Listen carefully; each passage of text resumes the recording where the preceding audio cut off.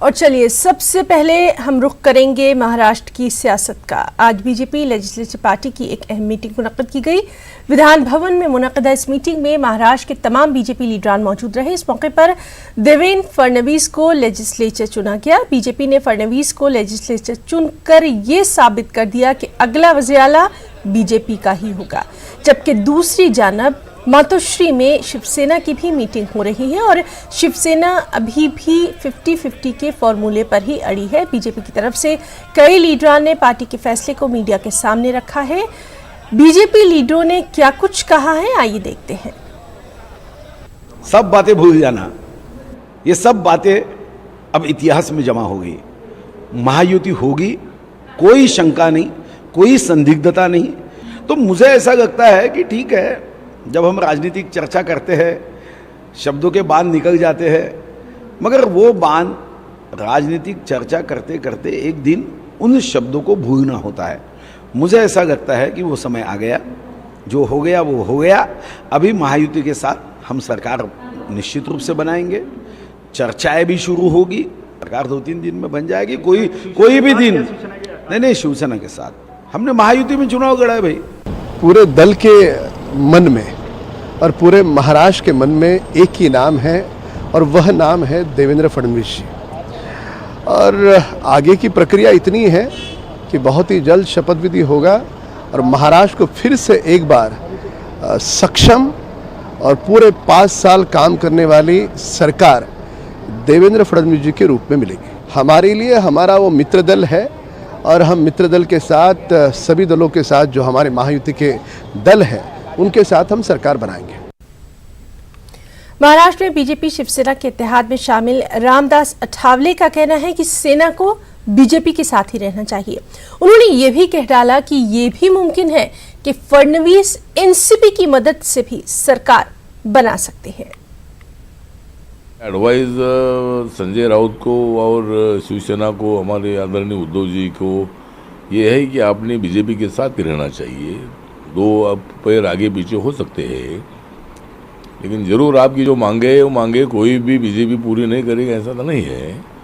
देवेंद्र फडणवीस जी के उद्धव जी के संबंध बहुत अच्छे हैं और बीजेपी शिवसेना ने एक साथ रहना चाहिए, ऐसा मैंडेट मिला है। और दूसरा रास्ता अगर कोई अपनाने की कोशिश करता है तो मुझे लगता है कि इसमें फ़ायदा होगा नहीं। तो बीजेपी ये भी रास्ता निकाल सकती है कि अभी तक मुझे मालूम नहीं है कि अभी बीजेपी क्या करने वाली है, लेकिन बीजेपी ये भी कर सकती है कि भाई अपने बलबूते पर 105 लोग और जो उनको इंडिपेंडेंट का सपोर्ट है और कुछ बहुजन विकास आघाड़ी है और भी कुछ लोग हैं, तो ऐसे लोगों का सपोर्ट लेकर बीजेपी सरकार बना सकती है।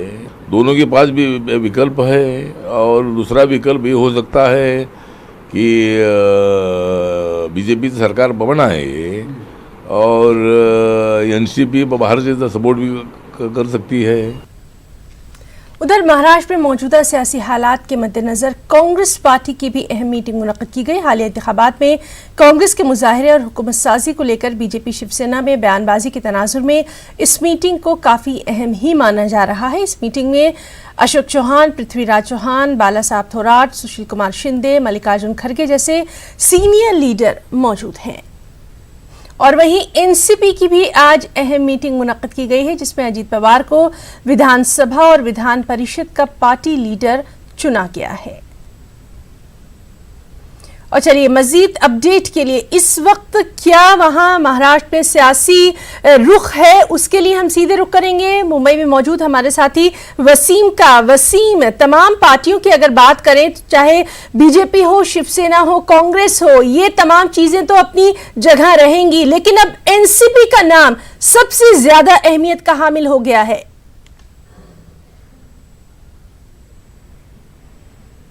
देखिए, एनसीपी इसलिए सुर्खियों में है कि पिछले कुछ दिनों से जिस तरह से एनसीपी के जो आला नेता थे बीजेपी और शिवसेना के साथ ज्वाइन हो गए, इसके बाद कई उतार चढ़ाव एनसीपी ने देखा। और जिस तरह से पिछले चुनाव में बाकायदा शरद पवार ने पूरे महाराष्ट्र भर में जिस तरह से एक आंदोलन किया और जो सभाएं ली, उस सभा का असर साफ तौर पर यहाँ पे दिखाई दे रहा है। उम्मीद से जो ज्यादा सीटें एनसीपी के पास आ गई है और एनसीपी महाराष्ट्र में तीसरे नंबर की पार्टी बन चुकी है और शरद पवार लगातार अपने नेताओं में कहीं ना कहीं जोश भरने की कोशिश कर रहे हैं और जो आंकड़े हैं वो आंकड़े इस तरह से अगर वो एनसीपी के शिवसेना के साथ जाती है तो भी सरकार बनाती है और बीजेपी के साथ जाती है तो भी सरकार बनाती है। जिस तरह रामदास अठावले ने कहा कि एनसीपी एक विकल्प हो सकता है, लेकिन पिछले दिनों से जिस तरह से बीजेपी के साथ एनसीपी के रिश्ते बने हुए हैं, जो खटास है, उसे देखते हुए ऐसा नहीं लगता है कि एनसीपी बीजेपी को अपना समर्थन देगी। हाँ, ये जरूर हो सकता है कि शिवसेना अगर उनसे समर्थन चाहे तो एनसीपी उन्हें समर्थन दे सकती है,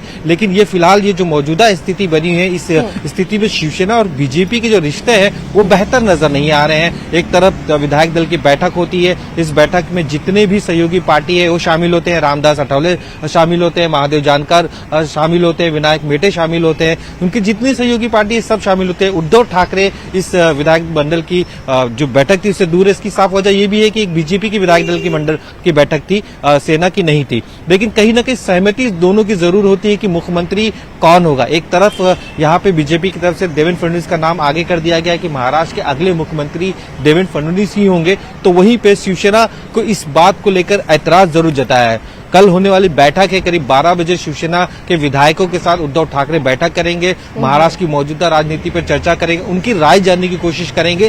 क्या उन्हें बीजेपी के साथ जाना है तो किस कंडीशन में जाना है, क्योंकि 50-50 के फॉर्मूले से अब भी उद्धव ठाकरे अपनी बातों से पीछे नहीं हट रहे हैं और उनके विधायकों का भी कहना है कि 50-50 के फॉर्मूले पे ही साथ में जाना चाहिए, क्योंकि महायुति के साथ उन्होंने चुनाव लड़ा है तो उनका भी हक है कि 2.5 साल उनका सीएम हो और 2.5 साल हमारा सीएम हो। तो कल सभी की निगाहें उद्धव ठाकरे पे होगी कि वो अपने विधायक दल का नेता किसे चुनते हैं और इससे लेकर किस तरह की घोषणा करते हैं। काफी कम वक्त बचा है। जिस तरह से हमने कुछ देर पहले सुधीर मुंगेटीवार से बात की थी तो उनका साफ तौर पे कहना था कि पहले सप्ताह के अंदर शपथ विधि होगी और शिवसेना के साथ ही होगी, लेकिन जिस तरह से दोनों नेताओं की तरफ से बयानबाजी लगातार शुरू है और जो बातें सामने आ रही है, कुछ सूत्रों का मानना है कि 5 तारीख तक इस पूरे सरकार का गठन हो सकता है। बीजेपी ने कई प्रस्ताव शिवसेना के सामने रखे हैं, जैसे पिछले 2014 के जो मंत्री पद थे उनके बाद 12 मंत्री पद दिए गए थे, अब की बढ़ा के 16 और पद दिए जा सकते हैं। तो बहरहाल वहां की सियासत पर लगातार हमारी भी नजर तमाम रिपोर्टर्स के जरिए बनी हुई है। वसीम, बहुत बहुत शुक्रिया आपका इस तमाम तर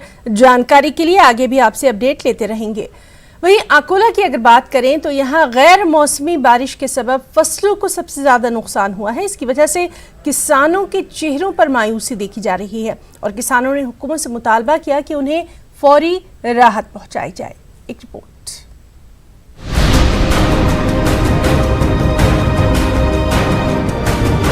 दिवाली के वक्त महाराष्ट्र के देही इलाकों में हंगाम का मौसम शुरू हो जाता है। हंगाम के वक्त फसलों की कटाई का सिलसिला शुरू होने से दिवाली के मौके पर किसानों की खुशियां भी दुबाला हो जाती है।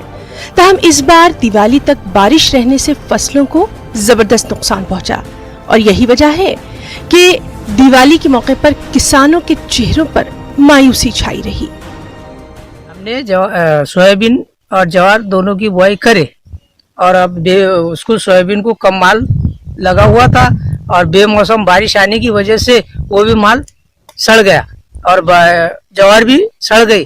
अब कर्जा था तो हमने बोले थोड़ा बहुत आशा थी कर्जा नील करने की, तो अब वो कुंभ बन गया।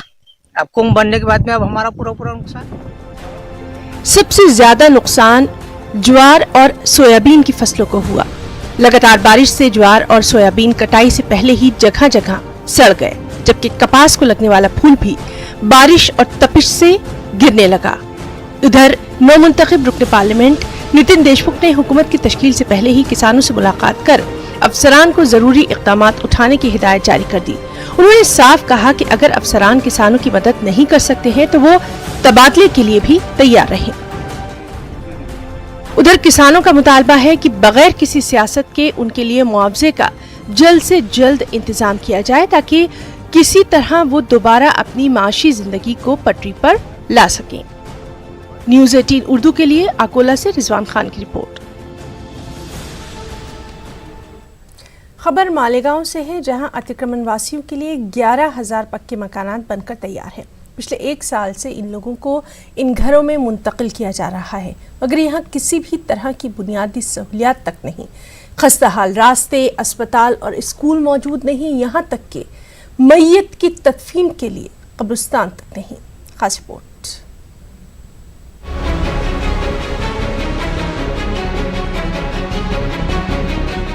मालेगांव शहर से गुजरने वाले नेशनल हाईवे नंबर 3 से लगकर 11,000 पक्के मकानात की पिछले 9 सालों से तामीर हो रहे हैं। उनमें 3,500 पक्के मकानात तामीर हो चुके हैं, जिसमें झोपड़पट्टी वासियों को मुंतकिल करने का काम गुज़िश्ता 1 साल से जारी है।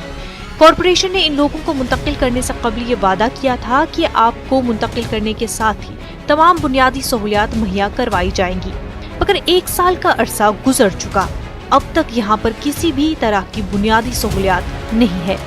वे रात को हम ड्यूटी पे जाते, कुत्ते भी है यहाँ पे, रास्ता बहुत ख़राब है।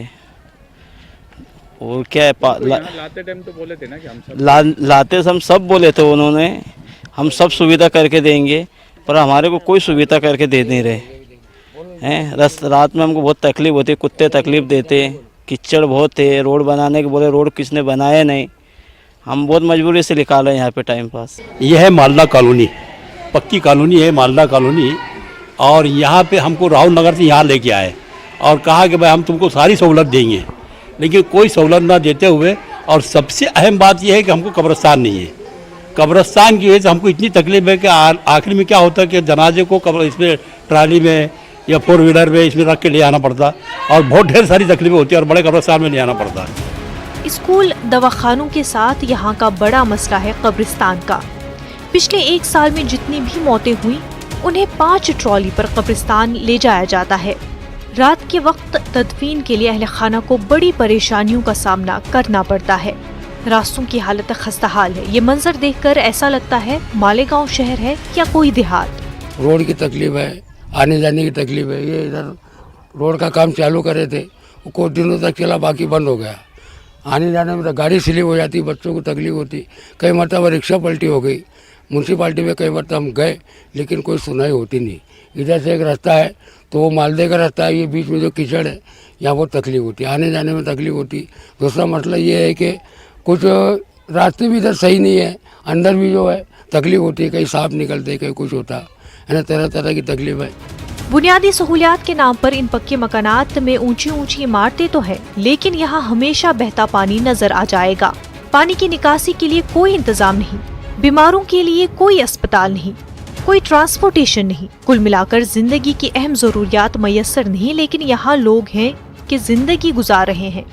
न्यूज़ 18 उर्दू के लिए मालेगांव से ज़ोहर खान की रिपोर्ट।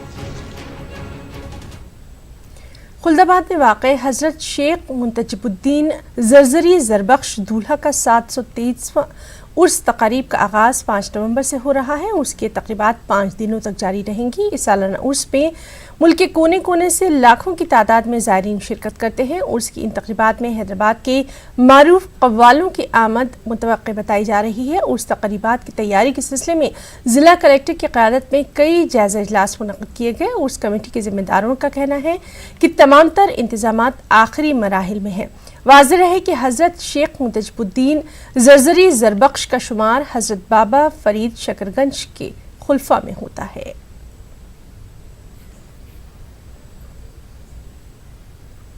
मुमरा के चरनीपाड़ा इलाके में नौशाद अपने अहल खाना के साथ रहता है। उसका छोटा भाई दिलशाद भी अक्सर वहां आता जाता है। गुज़िश्ता शब 11 बजे दिलशाद गुस्से में घर में दाखिल हुआ और भाई नौशाद के मुताल्लिक सवाल किया कि वो कब आएगा। बाद में मूसली उठाकर भाभी शबनम के सिर पर मारने लगा।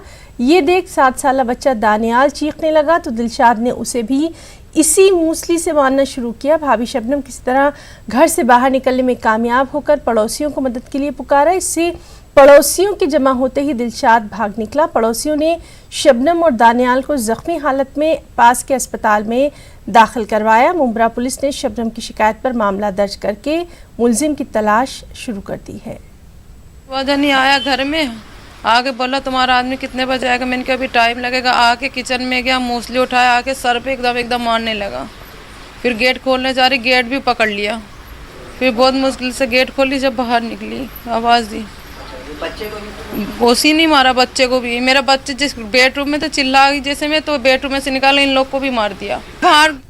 और अब खास बात कर्नाटक की खबरें। सबसे पहले सुर्खियां। मुजाहिद आज़ादी हज़रत टीपू सुल्तान पर सियासत जारी और ज़ियाउल्ला BS येडियुरप्पा का भी बड़ा बयान। स्कूल के निसाब से टीपू सुल्तान के मवाद को हटाने पर किया जा रहा है गौर-व-ख़ौस।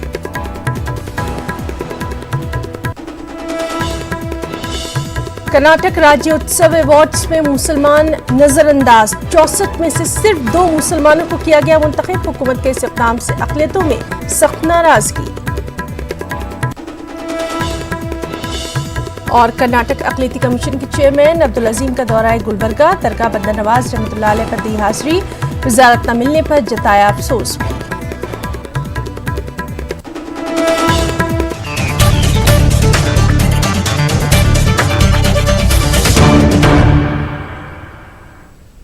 कर्नाटक में मुजाहिद आज़ादी हज़रत टीपू सुल्तान पर सियासत खूब हो रही है और अब वज़ीर आला येडियुरप्पा ने कह दिया है कि उनकी हुकूमत स्कूल के सिलेबस से टीपू सुल्तान के सबक को ही हटाने पर गौर कर रही है।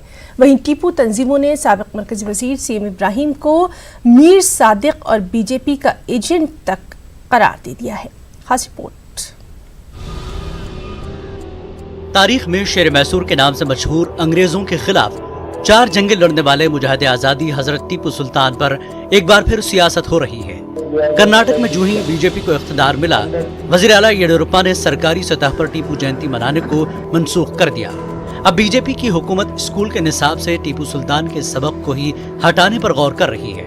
We are going to drop everything and even in textbooks also, that is, which is appeared in the textbooks, that is also we are thinking to cancel it. दूसरी जानिब कांग्रेस के लीडर सिद्धारमैया कहते हैं कि बीजेपी तारीख को ही बदलने की कोशिश कर रही है। सिद्धारमैया ने सवाल किया कि अंग्रेजों के खिलाफ मैसूर की 4 जंगें लड़ने वाले हैदर अली और टीपू सुल्तान के नाम को कैसे निसाब से हटाया जा सकता है। ಪುಸ್ತಕದಿಂದ ತೆಗಿತಕ್ಕಂಥದ್ದು ಇತಿಹಾಸ ತಿರ್ಚದಾಗುತ್ತೆ ಅಲ್ವಾ, ಇತಿಹಾಸ ತಿರ್ಚಕ್ಕೆ ಹೋಗಬಾರದು। टीपू सुल्तान के नाम पर हो रही सियासत के दौरान साबिक़ मरकजी वजीर सीएम इब्राहिम का बयान तनाज़े का सबब बना हुआ है। जी हाँ, सीएम इब्राहिम ने कहा कि जयंती यानी योम पैदाइश मनाना इस्लाम में नहीं है। मुस्लिम समाजದಲ್ಲಿ ಜಯಂತಿ ಅನ್ನಕ್ಕಂತದ್ದಿಲ್ಲ, ತಪ್ಪು ಕಲ್ಪನೆ। ಅಲ್ಲಲ್ಲ, ಅದು ಜಯಂತಿ ಮಾಡಿದ ರೀತಿನೇ ತಪ್ಪು ಅನ್ನಲ್ಲ, ಬಾಜಾ ಮಾರಿಸಿ ನಾವು ಅದನ್ನು ಅವತ್ತು ವಿರೋಧ ಮಾಡಿದ್ದೀನಿ ನಾನು। लेकिन नाजरीन, आप इन तस्वीरों को जरा गौर से देखें। जब सिद्धारमैया वजीर आला थे, विधानसभा में पूरी शान शौकत के साथ टीपू जयंती मनाई गई। इस तकरीब में सीएम इब्राहिम ने भी शिरकत की। लेकिन आज क्यों इब्राहिम साहब जयंती को जायज और नाजायज कह रहे हैं? इस दोहरे मयार पर टीपू तंजीमें चरागपा हो चुकी हैं। टीपू तंजीमें सीएम इब्राहिम को मीर सादिक और बीजेपी का एजेंट करार दे रही है। आज ये बयान दें, काउंसिल के अंदर उनको कुछ पोजीशन नहीं मिली, इसके वास्ते ऐसा बयान दिए हैं बीजेपी के एजेंट बनकर। वो एक मीर सादिक के खानदान के हैं। अब सही मालूम होता है कि कर्नाटका के अंदर टीपू सुल्तान के आशिक खान कौन है, मीर सादिक खान कौन है, तो पहले नंबर 1 होता सीएम इब्राहिम, मीर सादिक सीएम इब्राहिम होता। तुम्हें जब बहाना कुर्सी के ऊपर बैठ जाना, जब चाहे टीपू सुल्तान के बारे में बोल डालना, और उसके बाद में फिर क्या है अगर को बोला तो इनके खिलाफ बोलने को जाना, ऐसा यह हरगिज नहीं चलता। तुम ना पसंद नहीं है, तुम्हें आओ ना को, हम ना जो पसंद है आशिका हमें हमारे बाप दादा यहाँ के जमाने से हमें कर ले को चाले को ही, किताबें भी पढ़ ले को अलग ही हमें करते रहती, हमें हमारा काम हमें करती। मुजाहिद आज़ादी हज़रत टीपू सुल्तान पर हो रही सियासत अपनी जगह। 10 नवंबर को कर्नाटक की टीपू तंजीमों ने ईद मिलाद के साथ टीपू सुल्तान का यूम पैदाइश भी मनाने का फैसला किया है। न्यूज़ 18 उर्दू के लिए बेंगलुरु से रऊफ अहमद हल्लूर की रिपोर्ट।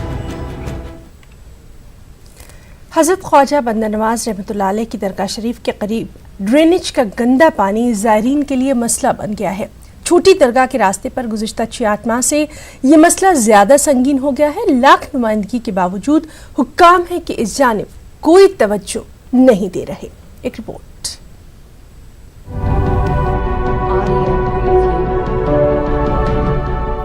गुलबर्गा शहर में हज़रत ख्वाजा बंदा नवाज रहमतुल्लाह अलैह की आखिरी आरामगाह होने से एहतराम और तक़द्दुस की वजह से इसे गुलबर्गा शरीफ भी कहा जाता है। मगर ये तक़द्दुस दरगाह शरीफ के रास्ते पर दम तोड़ता नजर आ रहा है। ये बारगाह बंदा नवाज रहमतुल्लाह अलैह की दूसरी गेट का नजारा है, जहाँ ड्रेनेज से उबलता हुआ गंदा पानी ज़ायरीन की पाकीज़गी के लिए खतरा बना हुआ है। ज़ायरीन अपने आप को इस गंदे पानी से महफूज रखने के लिए संभल कर आगे बढ़ रहे हैं।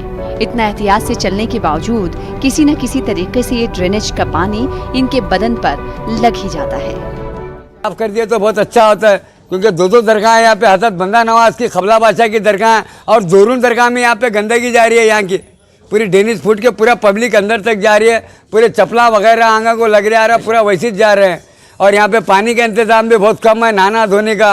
लिहाजा और जुमा में तो अक्सर हज़ारों लोगों जो है ना यहाँ पे आमदरफ्त होती है, उनको बहुत तकलीफ़ होती है। इसका कोई ना कोई मसला हल निकालने की कोशिश की। इस्लाम में पाकी को आधा ईमान करार दिया गया है। औलिया अकराम ने भी अपने मुरीदैन को रूहानी और जिस्मानी तौर पर पाक करने में अपनी जिंदगी गुजार दी। ऐसे औलिया अकराम के आस्थानों के करीब ही अगर ऐसी गंदगी होगी तो फिर क्या कीजिएगा, किससे फरमा दीजिएगा। कॉरपोरेशन के कमिश्नर साहब बोलते हैं हमारा लाइन नहीं है, ये तुम्हारा प्राइवेट लाइन है। ये लोगों को यहाँ जो भी मकान है, लॉज है, क्या है उनको, तो लिहाजा उसमें डिडक्ट करिए आकर जगह पे, स्पॉट पे, क्या प्राइवेट है क्या गवर्नमेंट चेम्बर है। प्राइवेट लाइन नहीं है, ये गवर्नमेंट की लाइन है। लिहाजा आगे क्रॉस पे जो है ना मार्केट के करीब ಬ್ಲಾಕೇಡ್ है। ಅದು ಎಲ್ಲ ಈ ಸಾಫ್ ಸಫಾಯಿ ಏನೂ ಇಲ್ಲ, ಮತ್ತಂದ್ರೆ ಭಾಳ ತೊಂದರೆ ಆಗತ್ತದ. ಮಂದಿ ಹೊರಗಿನ ದೇಶದಾಗಿಂದ ಬರ್ತಾರೆ ಇಲ್ಲಿ, ಯಾಕಂದ್ರೆ ಈ ಸೈಜ್ ಏನು ದರ್ಗಾ ಅದ, ಭಾಳ ದೊಡ್ಡ ದರ್ಗಾ ಅದ. ಇದು ಇಂಡಿಯಾದಾಗ ನಂಬರ್ 1 ಆತದ ದರ್ಗಾ, ಯಾಕಂದ್ರೆ ಇಲ್ಲಿ ಸಾಫ್ ಸಫಾಯಿ ಇಲ್ಲ ಸರ್. ಮತ್ತಂದ್ರೆ ಎಲ್ಲ ಡೈನಿಸ್ ನೀರು ಮ್ಯಾಗ, ಮತ್ತಂದ್ರೆ ಬೋರ್ಲಾಕ್ ತಂದ್ರೆ। न्यूज़ 18 उर्दू ने इस मामले पर म्युनिसिपल कॉर्पोरेशन के एनवायरमेंट इंजीनियर मुनाफ पटेल से बात की तो उन्होंने इस मामले पर जल्द ही ठोस इक़दाम उठाने की यकीन दहानी कराई। न्यूज़ 18 उर्दू के लिए गुलबर्गा से जवाद मीर की रिपोर्ट। कर्नाटक सेंट्रल मुस्लिम एसोसिएशन शाख जिला रायचूर के सदर मोहम्मद अब्दुल्ला इकबाल मनियार ने मरकजी और रियासती हुकूमत से अक़लियती तलबा को दी जाने वाली प्री मेट्रिक, पोस्ट मेट्रिक और मेरिट कम मेंस स्कॉलरशिप की आखिरी तारीख में तोसी करने का मुतालबा किया। इकबाल मनियार ने कहा कि कई सरपरस्त स्कॉलरशिप के लिए अभी तक अपनी दरख्वास्त दाखिल नहीं कर पाए हैं। इसके अलावा कई तलबा को गुज़िश्ता साल की स्कॉलरशिप तक नहीं मिली है। इसी से वालिदैन और सरपरस्तों में तशवीश देखी जा रही है। उन्होंने कहा कि साल 2019-20 के लिए स्कॉलरशिप के लिए आखिरी तारीख 30 अक्टूबर है। वहीं कर्नाटक अक़लियती कमीशन के चेयरमैन अब्दुल अजीम ने आज गुलबर्गा में दरगाह हज़रत ख्वाजा बंदा नवाज रहमतुल्लाह अलैह का दौरा किया। ओहदा संभालने के बाद अब्दुल अजीम का ये पहला दौरा गुलबर्गा रहा। इस मौके पर अब्दुल अजीम ने कहा कि उन्होंने बारगाह बंदा नवाज में रियासत की तरक्की और भाईचारगी के लिए ख़ास दुआएं की हैं। साथ ही उन्होंने ये भी वाज़ेह कर दिया कि वो भी वजारत की दौड़ में शामिल थे, लेकिन सियासी उथल पुथल की वजह से उन्हें ये मौका नहीं दिया गया। कर्नाटक राज्य उत्सव अवार्ड के लिए मुसलमानों को नजरअंदाज करने पर मुस्लिम तबके में सख्त नाराजगी देखी जा रही है। सवाल किया जा रहा है कि क्या कर्नाटक में बसने वाले 80 करोड़ मुसलमानों में हुकूमत को कम से कम 10 मुस्तहिक मुसलमान तक नहीं मिल पाए जो कि राज्य उत्सव अवार्ड के हकदार बनते। अक़लियती तबका इसे नाइंसाफी और सौतेले सलूक से ताबीर कर रहा है। तो आप देखिए हमारी ये रिपोर्ट। मुझे इजाजत दें, आदाब।